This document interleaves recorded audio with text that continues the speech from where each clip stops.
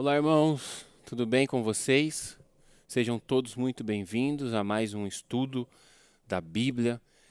Seguindo o nosso circuito bíblico, já estamos na semana 45, estamos terminando a nossa leitura anual da Bíblia como igreja, muito feliz por isso. Hoje nós vamos ler um texto, nos debruçar sobre um texto que está em 2 Pedro, capítulo 3. Eu gostaria de ler o capítulo inteiro com vocês, é um capítulo curto, que fala sobre o que a gente chama de final dos tempos, né? Ou a volta de Jesus. Eu gostaria de ler o capítulo inteiro e destacar alguns pontos sobre o nosso papel nesse momento importante. Mas antes de ler, eu gostaria de orar com vocês, então eu convido você a orar comigo. Senhor Deus, muito obrigado, Pai, por mais um dia. Obrigado porque temos a Bíblia, obrigado porque o Senhor se revelou a nós, obrigado porque o Senhor não nos deixou no escuro quanto ao final dos tempos, o Senhor nos deu esperança, nos deu direção, o Senhor nos deu ensinamentos e o Senhor gera fé em nossos corações para que a gente creia nisso. Obrigado por ter feito tudo, Pai, tudo. Eu peço a tua direção, peço que o Senhor abra as mentes e os corações dos ouvintes, dos meus irmãos, para que eles cresçam no conhecimento da tua palavra. E eu peço a tua direção sobre a minha vida, a tua iluminação agora, para que eu não atrapalhe a tua obra e eu seja um agente do Senhor. Peço isso, Pai, em nome de Jesus Cristo. Amém. Irmãos, vamos ler então 2 Pedro, capítulo 3. Acompanha comigo. Amados, esta é agora a segunda carta que lhes escrevo.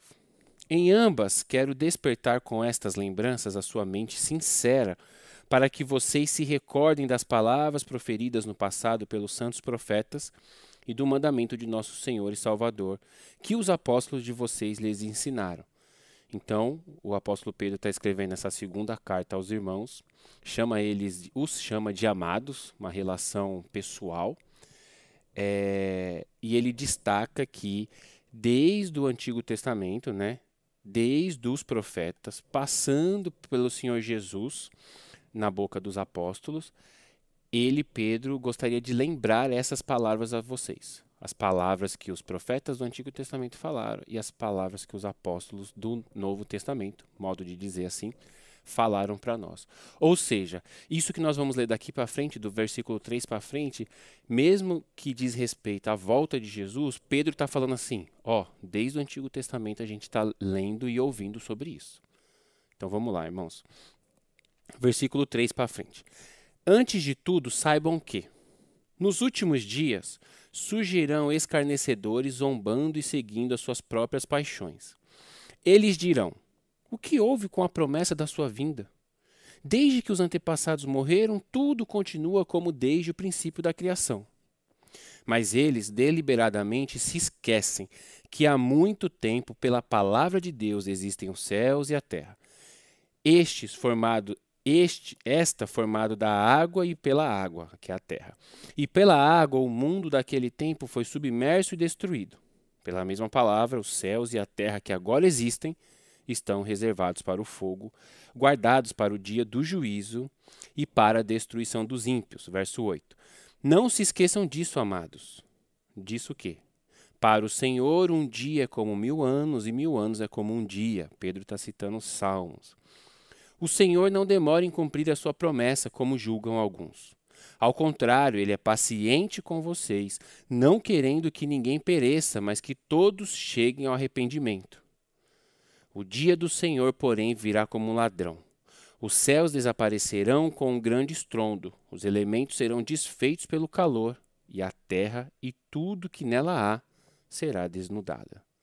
Visto que tudo será assim desfeito, que tipo de pessoas é necessário que vocês sejam? Olha essa pergunta.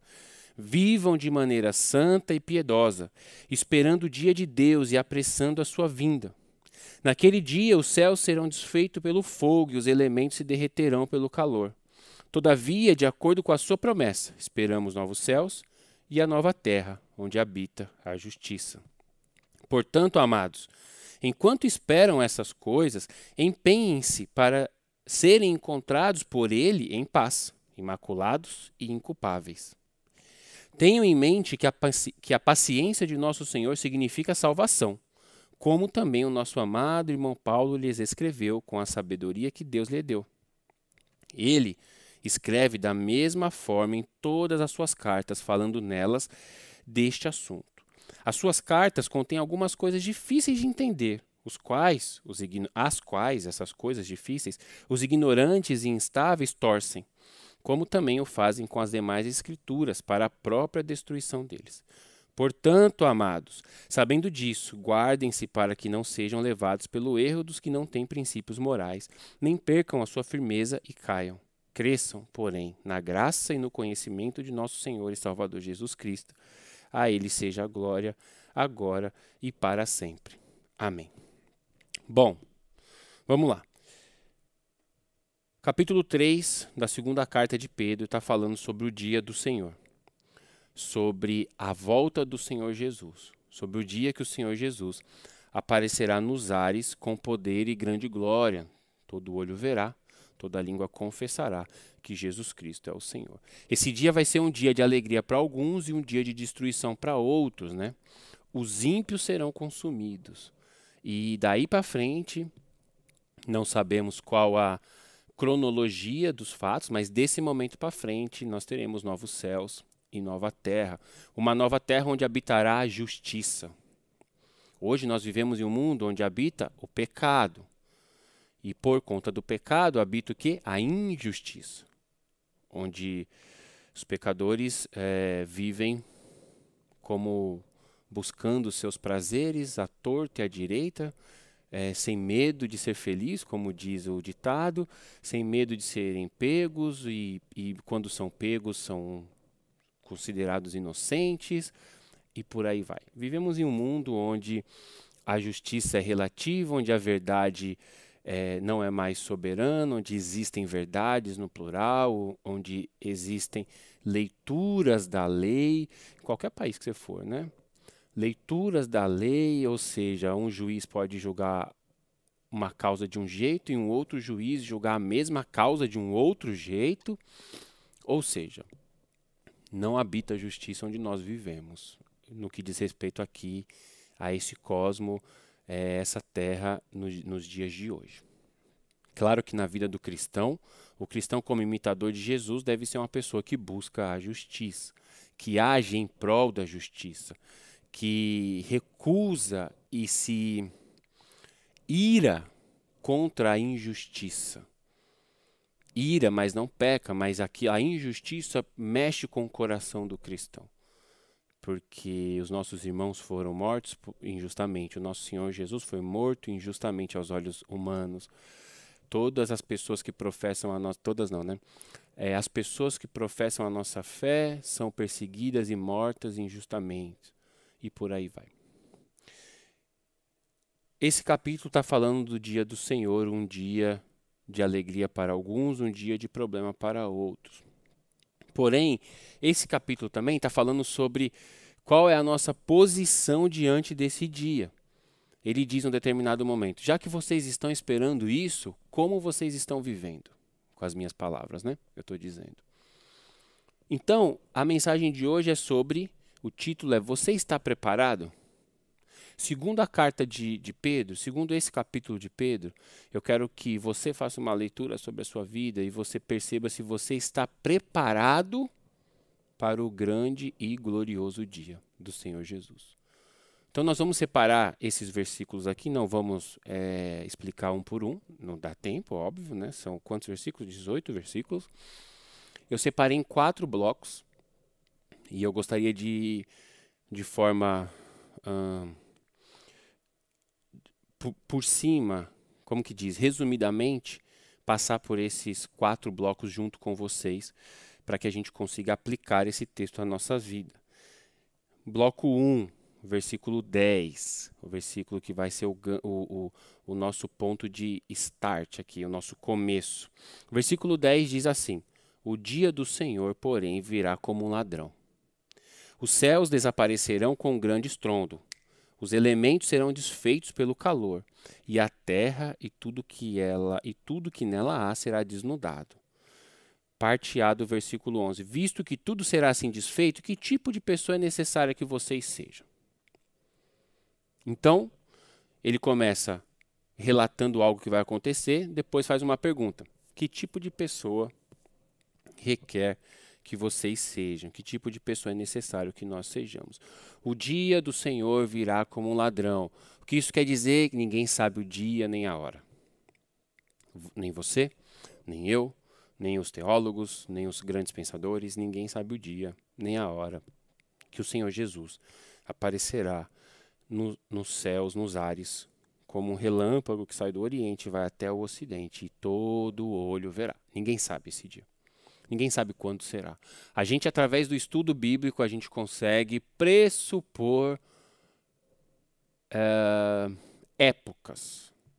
A gente consegue, a Bíblia diz como que em Tatiano, a gente consegue algumas respostas quando a gente faz a leitura correta e bem encaixada dos profetas com o Novo Testamento.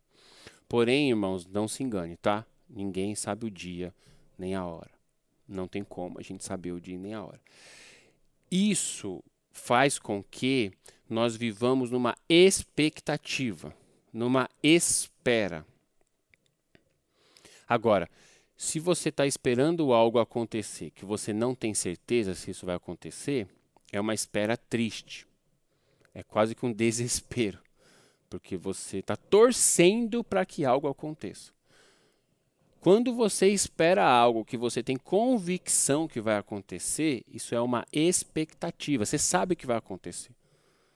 Você só está esperando que aquilo que você sabe que vai acontecer, aconteça. Trocando, assim, colocando em outras palavras, a gente pode chamar isso de fé. Porque a Bíblia diz que fé é você crer que as coisas que foram ditas já aconteceram. É você crer que é você viver hoje como se o futuro já tivesse acontecido, as promessas já tivessem sido cumpridas, por isso você vive hoje de acordo com o seu futuro.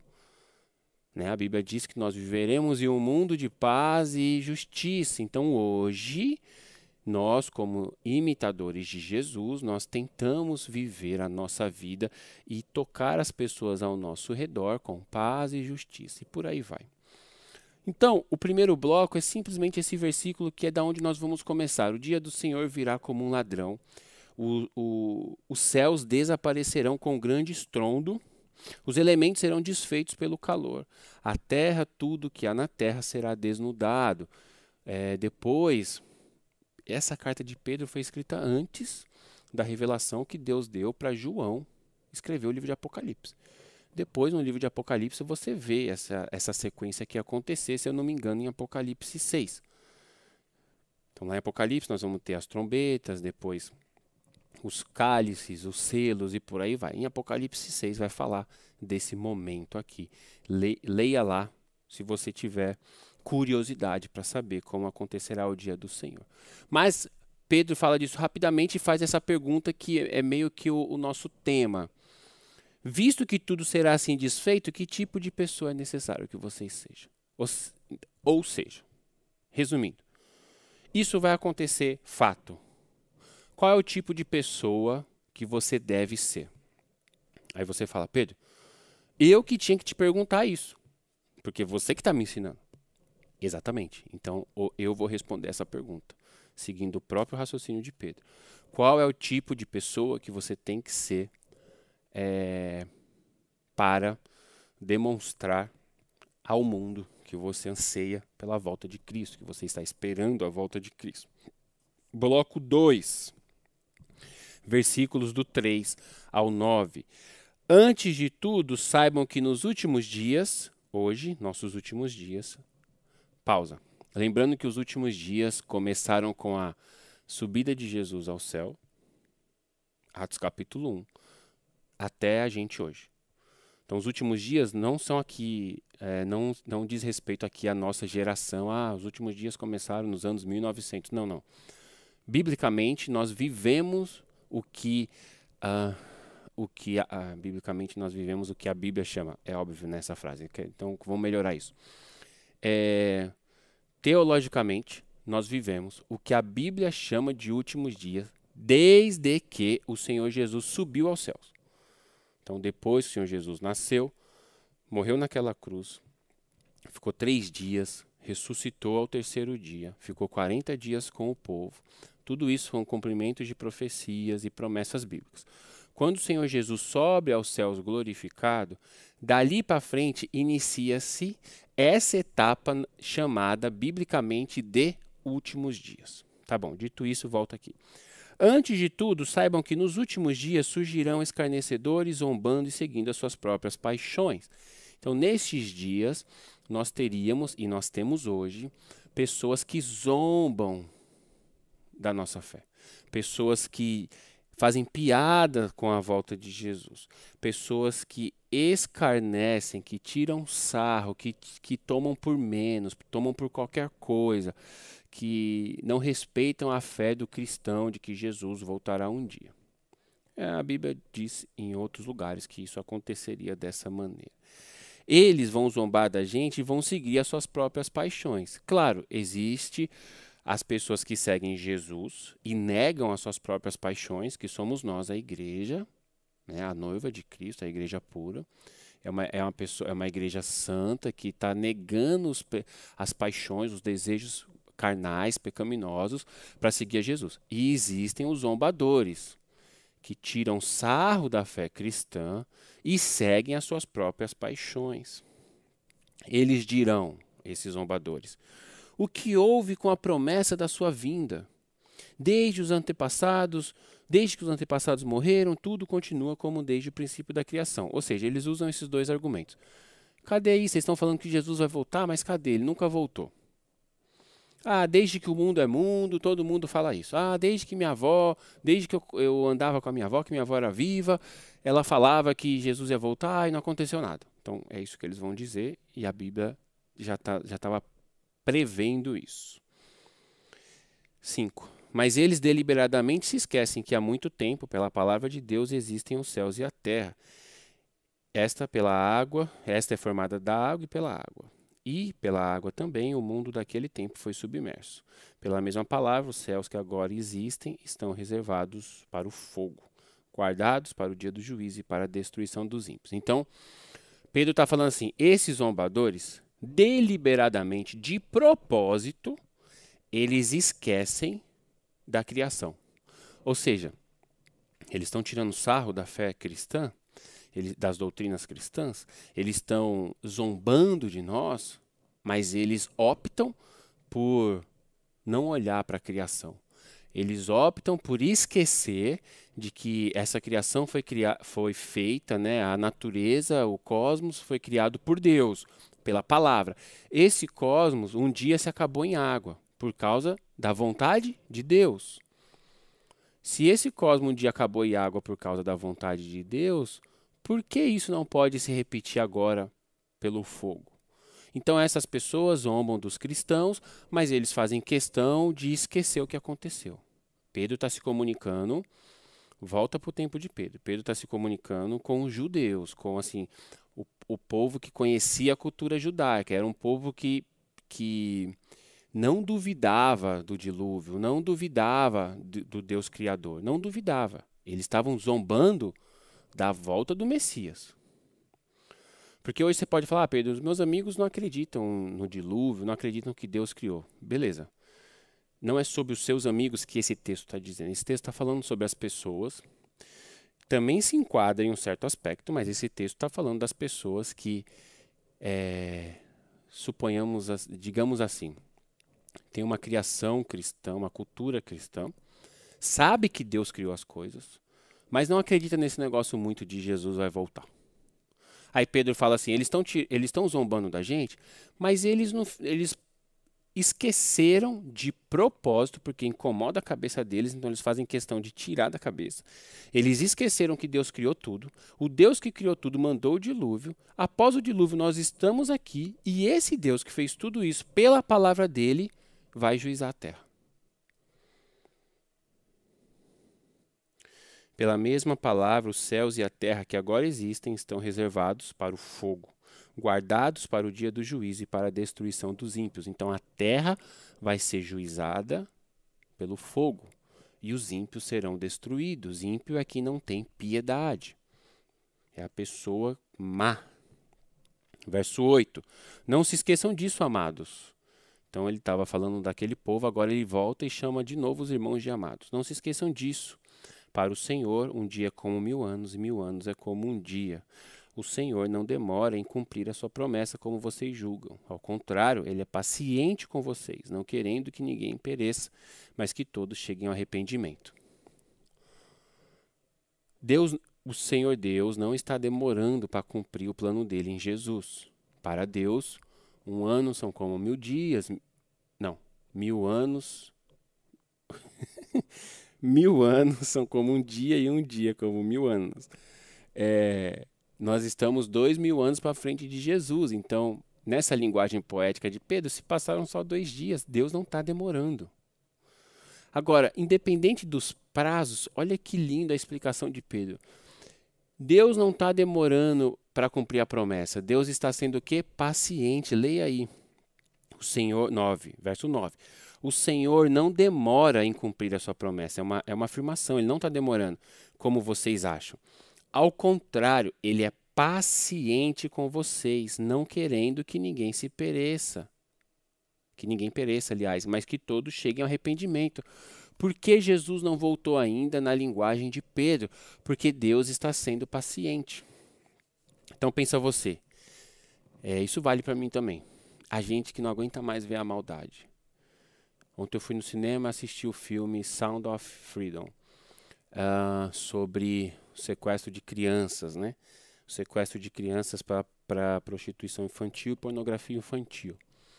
Um filme forte, um filme duro, um filme triste. Eu tenho 2 filhas meninas, né? Então imagina, né? É muito triste. Então aí dá vontade de fazer o quê? Dá vontade de falar, Deus, como que esse povo tá aí, roubando criança e andando para cima e para baixo, comprando policial, comprando juiz, comprando deputado? Como que essas pessoas estão aí assistindo pornografia e fazendo esse mercado, um dos mercados mais ricos da economia? Como que essas coisas estão acontecendo, Senhor Deus? E o Senhor, né? Não dá vontade de falar isso? Então, o desejo é que sim, Jesus volta logo. Juíza logo esse povo todo. Mas a pergunta é, Pedro, e se Jesus tivesse voltado antes de você se arrepender, antes de você se batizar lá em 1996? Então, tipo assim, louvado seja Deus que o Senhor Jesus esperou até 1996, onde eu, Pedro, me batizei. Sabe assim? Então, pensa que Jesus teve misericórdia de você e, entre aspas, esperou o tempo da sua conversão. É isso que Pedro está falando. Jesus não está demorando. Ele está sendo paciente para que mais pessoas entrem na arca. Essa é a figura, né? O Senhor Jesus lá, em Mateus, ele fala que a volta dele seria semelhante aos dias de Noé. Então, a figura da arca. Noé, uma família só, na terra toda, no mundo inteiro, uma família falando, vai chover, Deus vai encher a terra de água, entre na arca, ninguém entrou na arca. É a analogia da igreja. A igreja é a arca, a igreja é o corpo de Cristo, não o prédio da igreja. A igreja, o corpo de Cristo é a arca, nós estamos convidando pessoas para entrar. O Senhor Deus vai fechar a arca por fora e um dia ele vai tirar a arca da terra, do mesmo jeito que foi no dilúvio. Então Deus está sendo paciente para que mais pessoas entrem na arca. Bloco 3. Falei que seriam 4 blocos. Bloco 3, verso 11, a parte B para frente, porque eu li só a metade do verso 11. Vivam, lembra que a pergunta foi, sabendo de tudo isso, como que você deve viver? Como que você, meu irmão, deve viver? Aí você fala, Pedro, eu quero uma resposta e não uma pergunta. A resposta vem agora. Vivam de maneira santa e piedosa, esperando o dia de Deus e apressando a sua vinda. Naquele dia os céus serão desfeitos pelo fogo e os elementos se derreterão pelo calor. Todavia, de acordo com a sua promessa, nós esperamos novos céus e nova terra, onde habita a justiça. Portanto, amados, enquanto esperam estas coisas, empenhem-se para serem encontrados por ele em paz, imaculados e inculpáveis.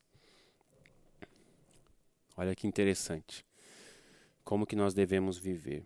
Vivam de maneira santa e piedosa, esperando o dia do Senhor e apressando a sua vinda. Você está esperando o dia do Senhor, meu irmão? Você tem orado para que Jesus volte?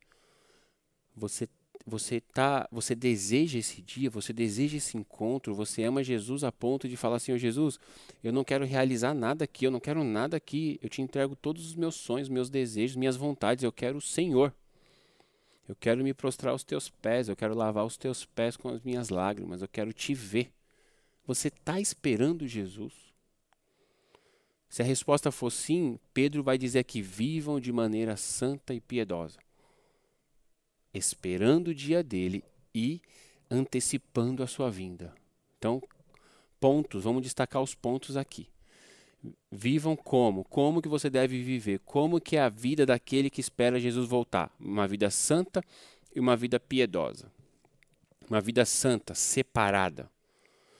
Lembre-se disso, santo não tem a ver com não errar, santo tem a ver com separado. Se eu estou fora, eu estou destacado. Eu estou separado do mundo. Eu não desejo o que as pessoas estão me oferecendo lá fora. Eu não luto pelas causas que as pessoas estão lutando. Eu não estou envolvido nas paixões que as pessoas estão envolvidas. Eu não sou seduzido pelo entretenimento, eu não sou seduzido pela mídia, eu não sou seduzido pelas ideias dos meus amigos, eu não sou seduzido por ideologias políticas. Nada me seduz porque eu não sou daqui, eu estou separado. Uma vez que eu tenho essa mentalidade de separado, mas meu corpo habita nesse mundo junto com as pessoas, os nossos irmãos de humanidade, digamos assim, os nossos irmãos de espécie, né? Uma vez que eu estou separado na minha mente, eu vou buscá-los, eu vou amá-los, eu vou libertá-los através do poder e da graça de Jesus. Quando eu digo libertar, eu estou falando libertar das garras do mundo, das garras da cultura, das garras do sistema. Eu vou como uma pessoa liberta, uma pessoa salva, como se fosse um filme, como se fosse o filme Matrix. Eu me desconectei dessa cultura. Eu não estou plugado, eu não estou inserido nesse meio. Eu sou o que está vendo. Eu tive os olhos curados. Eu sou santo, eu sou separado. Agora, eu não vou viver num monastério, no alto da montanha. Não, não. Eu vou lá contar para as pessoas, ei, acorda. Ei, você está seduzido. Ontem você queria um objeto, você desejava um objeto que a televisão estava te mostrando, hoje você deseja outro. Perceba como você está sendo seduzido. Antes você amava essa mulher, você tinha o desejo de ficar com ela para sempre. Agora te seduziram, dizendo que você vai amar outra pessoa e você pode ter outras e outras e outras. Acorda, presta atenção. Então, uma vez que você vive como um santo, você impacta as pessoas que são ímpias, que são pecadoras, para ficar aqui na mesma linguagem. Como que deve viver aquele que anseia pela volta de Jesus de maneira santa e piedosa? O piedoso é o que cumpre os desejos de Deus, o piedoso é o que ama a Deus, o piedoso é o que coloca em ações, em práticas, o que Deus está pedindo, o que Deus está ensinando a ele. É o que de fato, irmãos, visita o pobre, visita a viúva, ama o pobre, acolhe o órfão. É o que ama o inimigo. É o que é generoso sem esperar. Aliás, é o que doa sem esperar nada em troca. É o que é generoso. Piedoso. Ele de fato anda pela terra como Jesus andou. É assim que vive aqueles que estão esperando a volta de Jesus. Você está preparado? Você está vivendo assim? Pedro, ainda não. Então vamos juntos. vamos juntos, vamos nos preparar juntos. Ele continua porque não ficou só nesses 2 pontos. Tenham em mente que a paciência... Não, volta. 12, esperando o dia, apressando a sua vinda. Naquele dia ele vai voltar, ele vai citar, repetir como vai acontecer, né? Ele falou no 10, agora ele vai falar aqui no 12. Naquele dia os céus serão desfeitos pelo fogo. Então, não vai ser por água como no dilúvio, vai ser pelo fogo. E os elementos se derreterão pelo calor. A criação, como nós conhecemos, dá a entender que ela vai, de alguma maneira, ser desfeita. Quando a gente diz desfeita, não existe um consenso na teologia que se o que surgirá algo novo no sentido de diferente, ou se é o mesmo sol, a mesma lua, as mesmas montanhas, o mesmo oceano, só que novo de reformulado, do mesmo jeito que nós somos uma nova criatura em Deus. Então, quando diz novos céus e nova terra, a gente não tem certeza, não tem como afirmar se é uma versão nova no sentido de algo totalmente diferente que a gente não imagina, porque é diferente do que a gente conhece, está fora da nossa cabeça, ou se é o que a gente conhece reformulado, mudado para melhor, redimido, salvo, igual a gente. Você tinha um corpo físico antes de se converter. Quando você se converteu, você continua igual, só que você é uma nova criatura. Enfim, então estou dizendo isso por quê? Porque o céu vai ser desfeito pelo fogo. Como isso vai acontecer, a gente não sabe. O fogo vai vir e vai desfazer o céu. Os elementos se derreterão. Os elementos, a criação. As coisas da criação. Todavia, aí ele fala assim, isso vai acabar. Mas, todavia, né? Então, todavia, de acordo com a promessa, nós esperamos, porque você espera algo que foi prometido, novos céus e nova terra. Esse novos céus e nova terra, novos céus e nova terra, onde nós habitaremos, é um lugar onde reina a justiça, é o lugar para onde nós estamos indo. Ou é o lugar que está vindo, né, para Jerusalém Celestial, desce para a terra. É o lugar onde nós habitaremos, um lugar de amor, de graça, de alegria e de paz. Nesse lugar não entra maldade, nesse lugar não entra impiedade, nesse lugar não entra ímpio. Só entra santo. Pergunta, você está preparado? Você está vivendo de maneira santa e piedosa, esperando e antecipando a volta de Jesus? Maneira santa, 1. Maneira piedosa, 2. Esperando, 3. Antecipando a volta de Jesus, ou seja, cumprindo, trazendo o reino de Deus para a face da terra, número 4. Último bloco. Então nós falamos, bloco 1, final dos tempos, o dia do Senhor virá como um ladrão. Bloco 2, as pessoas estão escarnecendo, tirando sarro disso, mas elas esqueceram que o Senhor Deus fez tudo pela palavra, e pela mesma palavra Ele fará tudo de novo. Final, o Senhor Jesus voltar, Ele julgar a terra, Ele juizar os ímpios e por aí vai. Esse foi o bloco 2. O bloco 3 foi, e você? Você está vivendo como? Você está vivendo como quem aguarda esse dia? E o bloco 4 é a conclusão. Sabendo de tudo isso, ele diz, portanto, amados, sabendo disso, guardem-se para que não sejam levados pelo erro dos que não têm princípios morais, nem percam a sua firmeza e caiam. Cresçam, porém, na graça e no conhecimento de nosso Senhor Jesus Cristo. A Ele seja a glória, a honra, para sempre. Amém. Qual é a conclusão, irmãos? Como que você aplica isso na sua vida? Guardem-se para que não sejam levados pelo erro dos que não têm princípios morais. Então, nós devemos nos guardar. Você que tem que se guardar. Você é responsável pelos seus atos. Diante de Deus, você é responsável pelos seus atos. Quanto mais você conhece, mais você prestará conta.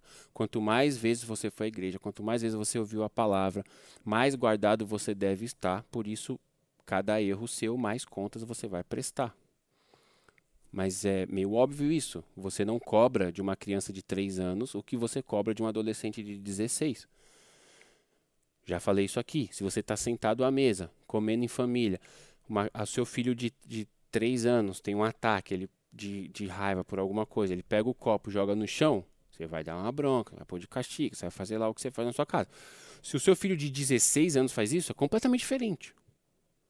Por quê? Porque ele tem 16 anos. Então ele já vai ser cobrado, porque ele sabe se portar à mesa. Então, em Deus é a mesma coisa. Nós somos responsáveis pelos nossos atos. A diferença é que você tem 16 anos em Deus. Então, você já alcançou coisas maravilhosas com Deus. Você já foi criado por Ele, educado por Ele. Você já viveu coisas grandes, maravilhosas e tal. E não é só o peso de falar, nossa, que pesado. Então, quanto mais eu sei, mais eu vou ser cobrado. Óbvio isso, né? Óbvio, claro que sim. Mas também quanto mais você sabe, mais intimidade, mais tempo juntos vocês ficaram, mais coisas boas vocês viveram, mais viagens vocês fizeram juntos, mais tempos de memórias vocês têm juntos, você e Deus. Ué, é isso. Então, portanto, sabendo de tudo isso, que o Senhor Jesus voltará, aparecerá nos ares como um ladrão, no sentido de, ninguém sabe o dia nem a hora, nesse sentido de ser algo instantâneo, que a gente vai ver acontecer, mas não vai prever, não vai conseguir ver antes. Quando acontecer, vai ser, uau, chegou. Sabendo disso, você deve viver de maneira santa e piedosa. Aí ele vai dizer assim, como que eu vou aplicar isso à minha vida? Por isso que são os últimos versículos da carta inteira dele, é a conclusão. Guardem-se para que não sejam levados pelo erro dos que não têm princípios morais. Guardem-se, protejam-se, proteja sua mente, proteja sua fé, guarda seu coração. As pessoas estão tentando nos seduzir. A cultura, o sistema, a palavra certa é sistema. O sistema está tentando nos seduzir. Como assim, Pedro? Ele está tentando falar para você que casamento não é como a Bíblia diz, é do jeito que o sistema diz. Ele está tentando falar para você que a sua vida, os seus sonhos têm que ser do jeito que você quer e não como a Bíblia diz. Ele está tentando falar para você que a amizade, o respeito que você tem que ter pelo seu pai é de um jeito X, não como a Bíblia diz. Ele está tentando dizer para você que você pode escolher o que você quer, o gênero que você quer ser, do jeito que você acha que você quer ser ou como você acredita ser e não como a Bíblia diz. Ou seja, resumindo, o sistema está pegando tudo que a Bíblia diz e falando, ela não existe mais, porque, obviamente, para eles não existe verdade, então a Bíblia não existe, no sentido de, tipo assim, ela existe, mas ela não legisla sobre as nossas vidas. É isso que o sistema está falando. Eles estão tirando a Bíblia da vida das pessoas e atribuindo uma cultura própria, uma cultura do sistema. Eles...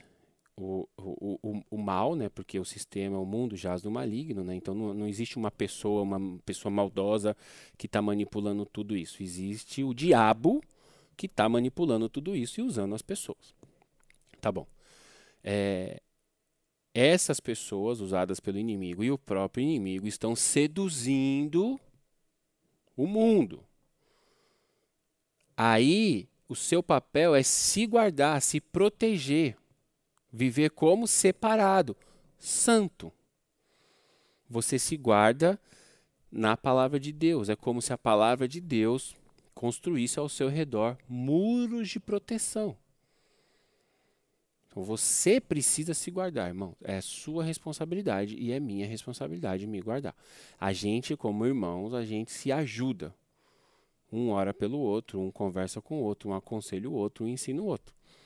Mas cada um, a Bíblia diz, vai prestar conta de si mesmo a Deus. Guardem-se para que não sejam levados pelo erro dos que não têm princípios morais. Vocês sabem, né? Eles não têm princípios morais. Eles são contra a moralidade. Nem percam a sua firmeza e caiam. Então você tem que se guardar e você tem que permanecer firme. Você se guarda e você permanece firme. Claro que tudo isso é com a ajuda do Espírito Santo. Então a gente não consegue ficar em pé sozinho. A gente não consegue se guardar sozinho. Por isso eu falei para você se proteger com a Bíblia. A leitura da Bíblia vai gerar no seu coração fé. A leitura da Bíblia vai te mostrar, vai te esclarecer o Pai, vai te esclarecer o Filho. E o Espírito Santo em você vai te ajudar a permanecer o quê? Firme. Então, por favor, guardem-se, fiquem firmes. Ele começa o 18 falando que cresçam na graça e no conhecimento do nosso Senhor. Então, você se guarda, você fica firme e você cresce. Pelo amor do Pai, você precisa buscar crescer em Deus. Ele fala, cresçam no conhecimento do Senhor Jesus Cristo. Então, como que vive a pessoa que está ansiando, esperando o dia do Senhor? Ela vive de maneira santa, ela vive de maneira piedosa. Ela vive de pé, fortalecida pelo Espírito Santo. Ela protege a mente dela, ela se guarda para não cair. E ela principalmente, ela busca o crescimento em Deus. Ela busca crescer em Deus. Ela busca conhecer mais sobre Ele. Por isso nós estamos aqui tentando fazer com que o povo leia a Bíblia. Se você não consegue ler a Bíblia em 6 meses, em 3 meses, vamos ler a Bíblia junto em 1 ano. Pô, dá para ler o livro em 1 ano, vamos ler junto em 1 ano. Então agora nós estamos terminando, se eu não me engano, a nossa 3ª leitura na sequência. A gente faz o circuito bíblico há bastante tempo, mas se eu não estou enganado, é o 3º ano seguido que a gente faz a Bíblia toda. A nossa ideia é falar, povo, a gente precisa ler a Bíblia. Povo, a gente precisa ler a Bíblia. Por quê? Porque lendo a Bíblia a gente cresce. Lendo a Bíblia a gente fica aqui perdido em algumas dúvidas, mas o Espírito Santo vem e consola o nosso coração. Não necessariamente ele responde, mas ele consola e fala assim, ó, descansa na soberania do Pai. Ou ele responde, ele te fala, isso aqui é isso aqui, ó. Essa sua dúvida, a resposta é essa daqui. Mas nós precisamos crescer no conhecimento de quem é Jesus. Crescer no conhecimento do que ele fez, a obra redentora. Crescer no conhecimento das profecias que ele cumpriu, o Senhor Jesus, homem.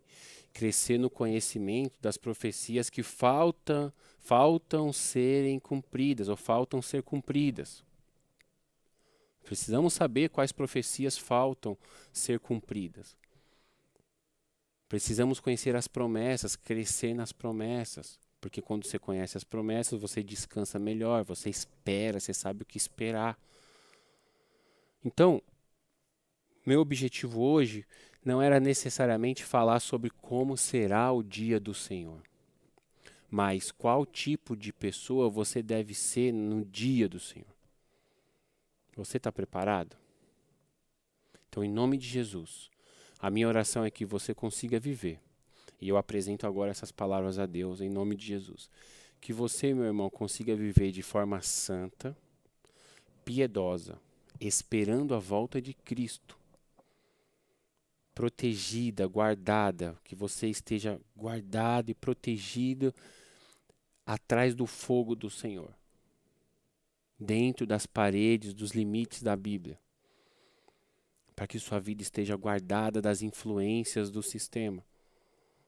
E que sua mente seja uma mente purificada. E que você esteja buscando crescer em Deus. Esse é o meu desejo para a sua vida. Se você quer crescer em Deus, seja bem-vindo. Nós somos uma igreja que tem o prazer de ajudar as pessoas a crescerem em Deus. Nós somos uma liderança que tem o prazer de crescer junto com vocês também, porque nós também estamos crescendo. Não hesite em perguntar a nós, nos parar nos corredores, conversar conosco sobre as coisas de Deus. Não hesite. Nós queremos crescer juntos. E o nosso desejo é que vocês cresçam também. Em nome de Jesus Cristo. Deus abençoe vocês. Que você esteja preparado. Tchau.